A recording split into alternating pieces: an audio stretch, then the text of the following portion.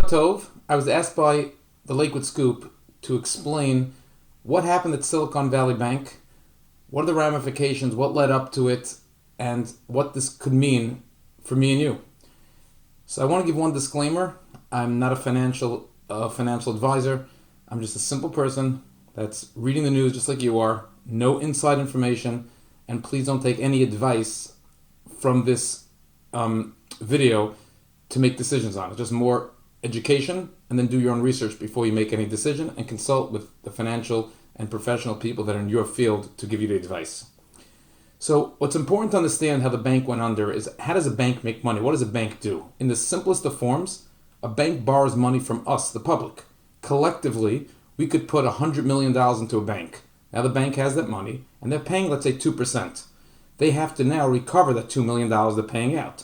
So what they do is they lend that money out to other people in the simplest form. They don't have to lend it just to real estate. They can lend it on cars. They can lend it on homes. They can lend it to real estate. They could lend it to businesses. They can do all different types of things with that money. Every bank decides what they want to do with their money. And the whole goal of the bank is to make sure that they have enough money, enough profit coming in from the loans that they're collecting, that they're making out, to cover their overhead and the deposits from all of our money cumulatively. There's certain regulations put in place to make sure the banks don't do crazy loans. That's why when you want to borrow money on your house or on a business or on a car or on something, there's a loan to value. For different types of things, there's a higher or lower loan to value. There's different debt service coverage ratios. There's different protective measures that a bank makes sure that are put in place to make sure everything is fine. Typically, they care for two things. The first thing they care for is to make sure that the value is going to maintain there, so that if, God forbid, that asset that they lent against had to be sold, it could cover. And number two, there shouldn't be any stress. There shouldn't be any issue during the life of the loan. There should be enough cash flow coming in on a monthly basis to go ahead and make that loan. That $100 million, using that same example, and in the case of Silicon Valley, times that to bring up $200 billion, or the number they had in deposits, they don't keep in the bank. They have to put it out to good use. The government requires them to keep a certain amount of that money in cash in the bank that they can't lend out. So they're paying interest to us as depositors, but they can't lend it out. They also have to have a certain percent in liquid assets, which means they could invest in things that at any minute they could go ahead and sell it for cash. Treasury bills is a good example for that.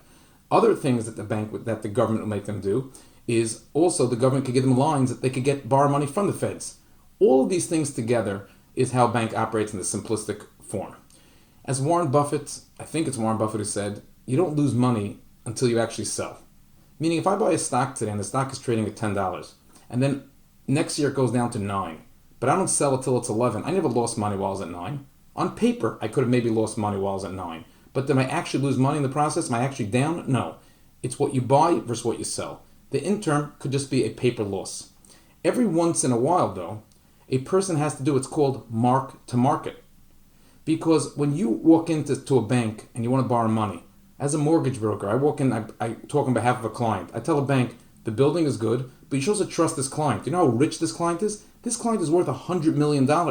So just in case this building has an issue, don't worry, this person is strong enough to cover. But what would happen if that person had all their money, God forbid, in a stock like Silicon Valley? That person is now worth zero. So that's obviously because it's sold, it closed down. But what happened along the way, which is the issue that happened right now with Silicon Valley, one of the big issues with banks happened right now. What happened with Silicon Valley and happening to many banks right now is, on paper, they have to market some of their losses potentially. Real estate owners, I'll get to that in a minute, have a similar type of an issue. So let's go with the means to market. The 10-year treasuries were paying out a yield of about 2%. 2%. So that means if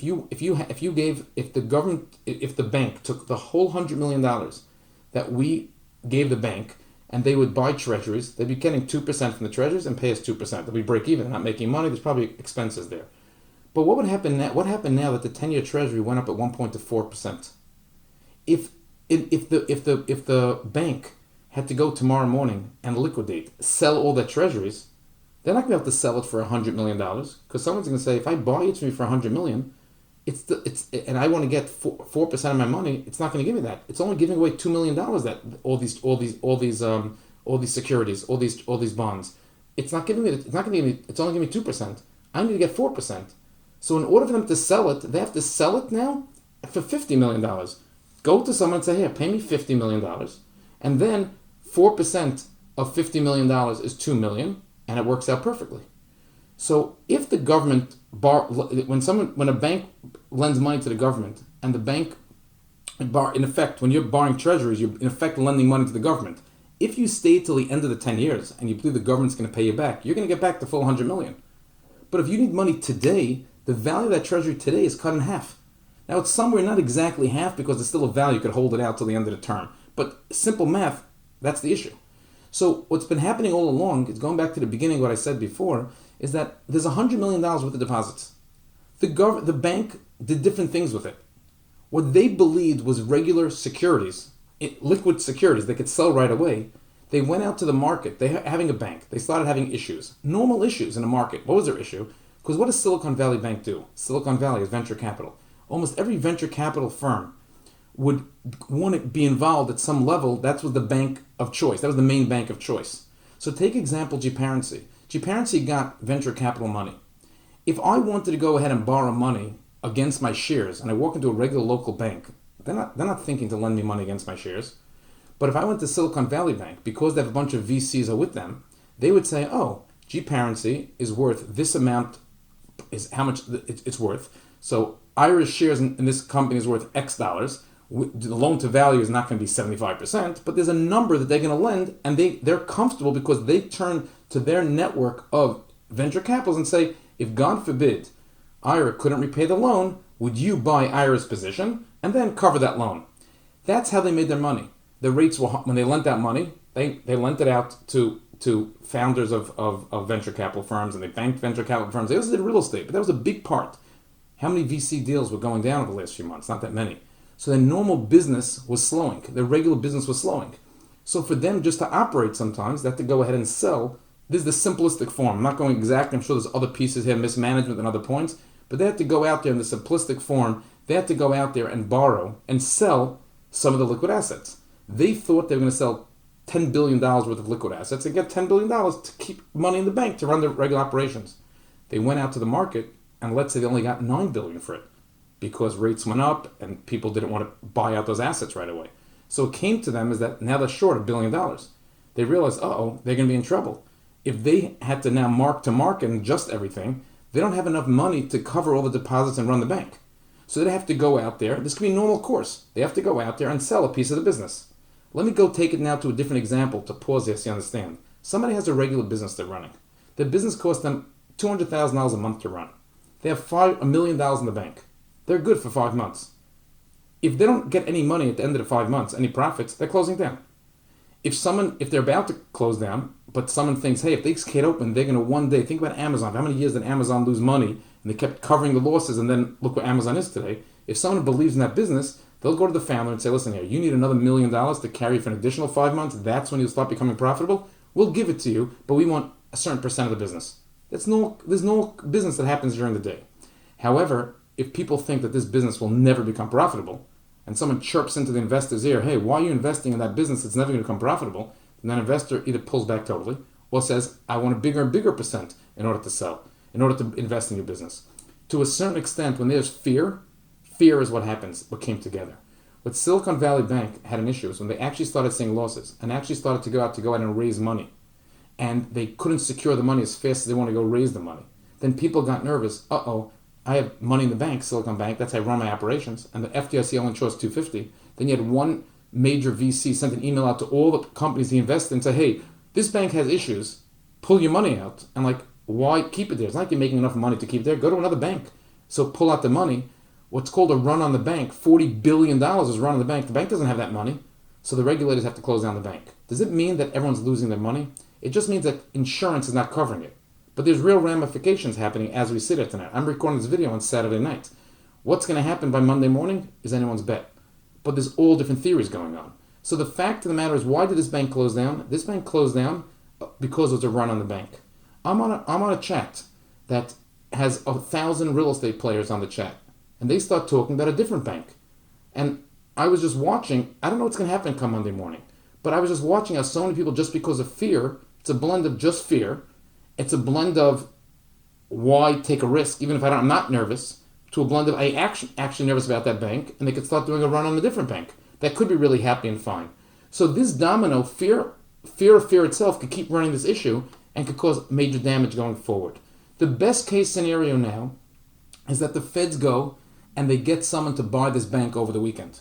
Come Monday morning, a new bank bought it. And in effect, they're telling that new bank to buy it, we'll sell it to you on condition that you make every depositor whole. And you'll get all the benefits that the bank has, branches, that has everything. You'll buy it, in effect, pennies on the dollar. Just a few days ago, or a few weeks ago, this bank was trading at $300 a share. So in theory, if they could buy this bank tomorrow for $50 a share, that they just have to cover the losses, if there are losses, is probably a lot less than the $300 a share, and they buy themselves a great bank to go forward. The consensus in the market is that's what's going to start happening now, is that someone's going to buy it. That's the hopeful consensus, going to buy it, take it over. No one's going to see a loss. It'll be an isolated issue. It'll be a wake-up call for the industry, but it'll be an isolated issue. However, this is where clearly they think the ramifications and the flow is going to be to the average person. That's me and you.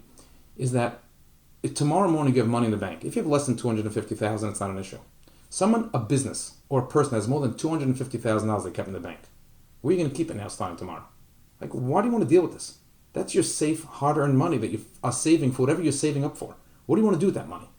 So you're going to keep in a local bank that you don't really understand if they're making smart decisions or not. Maybe they bought treasuries at the wrong time, even though it's fine if they would stay to the end of the term. But what's happening right now? Why take the risk? So the belief is that most people want to take the safe bet, buy treasuries. So in the very short term, because everyone's going to buy treasuries, which would happen Thursday, Friday, the 10-year treasury bill went down. The rate that the coupon that they pay went down because so many people wanted it, they didn't have to promise so much. In effect, to keep it simple, is that there's the treasury, like I said before, is that 100 million throwing off 2% or 4%. Because so many people want to buy that 100 million now, because they think the US is safe, they're willing to say, I don't need 4% anymore, I'm willing to take 3.5% or 3% or 2.8 or 2.6, and I could keep bringing it down potentially. But they think this is just during the fear, while everyone's running in fear. When this rolls over, and we wake up, in a couple of weeks and everything settles down, that will find this new level where it'll go to. So irrelevant what the feds do, now it's about me and you, my public opinion, what we think is going to happen. And right now, what would you do if you had $1 million in the bank? So some people write about to spread it to a few banks. Some people say, but even if I would, why would I want to take a chance on a regional bank? A regional bank is a bank that has branches and runs in several states. Why would I want to take a chance on a local bank, a state-chartered bank? Let me put it to the top few. The government can't let, the belief is, Chase or Wells Fargo close down. Over the weekend, Wells Fargo couldn't handle the influx and trying to help people onboard them. The regional banks having people taking out money. So now think about if you own a regional bank. You're a banker at a regional bank. You want to secure your job. You want to secure your bank. Your bank is healthy. You made smart loans because you viewed some other bank did stupid things that you should take the loss. But the truth is, when people are nervous, they don't want to listen to details. They just take the money first and ask questions later. So what are they going to have to do to keep your money in the bank? They're going to have to pay a higher interest rate. They're going to say, hey, you want to go to Chase? Let's say paying, I don't know what they're paying, but let's say they're paying 2%. Stay with us, we'll pay you 4%. We could afford it because we have good balance sheet. We'll do loans. But what does that mean? In order for them to recover, be able to pay you 4%, they're going to have to start lending at 6%, which is going to cause interest rates to move up even more. So irrelevant with it where the feds move their rates, the practical math of where banks are at and their cost of capital to get people to put deposits, they're going to have to entice people to keep money by the bank. This issue, they think now, is going to cause a big part of mergers to happen. It's because all these banks can't survive with the higher cost. Are there enough loans to put out loans at those higher rates? That's where these issues become. This is now going to be really the wake-up call, where people now begin to understand the concept of mark-to-market. And what that's really going to become is when it comes into commercial real estate. So where it plays out in commercial real estate is as follows. When I came into this business in 1997, real estate was still based primarily on what's called bricks and mortar, which meant you made a decision when someone was discussing a building. Oh, there's a great building, the boiler this, the bricks are strong, the foundation, the way the structure of the building is built. This is a solid building and therefore has a little bit of a premium because of that. Today, the only thing that the world went to is about financial engineering. When you see someone talk about investment, they talk about the return, the cash and cash, the IRR, the cap rates, numbers and financial engineering about where rents could go, where rents are coming, how inflation is playing a role. No one's really talking about the replacement cost. Is it in there? Yeah, but it's not the key part of the investment. So now let's talk about a cap rate. Take a building for $10 million building. Just a couple of years ago, that building would trade at a 5 cap, let's say. That means that that building if it had 500, if a building had $500,000 in net operating income, net cash flow, a person would pay $10 million for that building. It's a 5 cap. Everything was perfect. Now that if the cap rates go to 6%, well, some people think that real cap rates today, based on interest rates, like in my personal belief, the way I was trained in this business from the beginning of time till now, is that the cap rate is supposed to be 2% above the borrowing rate. So people think rates now a little bit high, but they're going to level out. That's the belief. Again, this movie changed over the weekend. But that meant that people felt that the 10-year Treasury bill, because of inflation, is up. The 10-year T-bill now was close to 4. It dipped to 369. It's 370 as we speak right now. But they think when it stabilizes, it might go down to 3. When it goes down to 3, that means that borrowing should be at 5. A cap rate should be at 7. A stabilized deal should be at 7. But no one's selling buildings at 7. So if you speak to people today, they're looking at the market and saying, what is trading right now on the street? Deals are trading still at a 6.25 cap because there's still some upside. But now let's go back to that building. What if you believe, again, this is not my belief, it has to go with your belief. You as an investor, you as an owner. If you believe that real estate right now has to be at a 7 cap minimum, that means that that same exact building that was worth $10 million at a 5 cap is now worth approximately $7 million. Because 7% of $7 million is $490,000, roughly that same $500,000. You want to say there's some upsides, you pay a little bit more. That means that many real estate deals today are underwater or flat. Does it mean the person's in trouble? No, because the building is still cash flowing. But if you have to refinance, you have to have an issue. You have to come up with cash for another reason. You have to sell, you have an issue. So what's going to put a magnifying glass now in the industry is everyone's going to really start doing mark to market to see what is someone owns real estate really worth. Is the person's net really down 75%? Deals were bought, that building, a $10 million building, that building could have been bought for $9 million. That building could have a lower mortgage. That building could have spiked up to be worth 11, 12 million. Now it's down to 10. Who says no what the numbers are? But clearly if the cap rates move up, now go back to the beginning of this, middle of the story I was saying before. If the banks have to start paying depositors 4% and 5%, they have to lend at 7. In order to buy a building and make a return, you have to get a higher percent return. So that's where the reality comes in. So the reason why there's not a lot of transactions taking place right now is because why should there be transactions taking place? But if you want to see what is the buildings really worth under the hood, that becomes a whole new dynamic about and ramifications, what's going to happen there. So I have a major investor who's telling me, and sparked this thought, told me several months ago, is that the reason why many people now that have cash are going to start making investments is because most of the risks that are involved in the past are really gone. When you came to someone a few years ago, they said, what happens when rates go up? And you could speculate, will they go up? You could have, what happens if A, B, and C? When someone's buying a real estate deal today, they're buying it already post-inflation. They're buying it where they understand what rents are. They're buying it at a cap rate that starts making, in their mind, more normal sense and starts reconciling. So I want to really end with 2 points to put into perspective. You talk about mismanagement. Some people look at the same mismanagement of certain people that took floating rate versus fixed rate, right? Someone who believed that interest rates are on its way down, it's best to take a floating rate deal. Pay a high rate today, but every day as rates go down. Some people that believe rates are moving up, they should go ahead and they should take a fixed rate because rates are moving up. Lock it in as long as you can at this current rate. So there are people who are forced to take deals at floating rates, and other people took a choice. If you look back in hindsight, everything is always hindsight 2020. But if you look at the market today, that's that same issue. Is that we're going into a world today, those people that have floating rates that are coming due now, those people are going to have to deal with issues. And where are they going to come out of those issues? And that's where the big market is focusing on.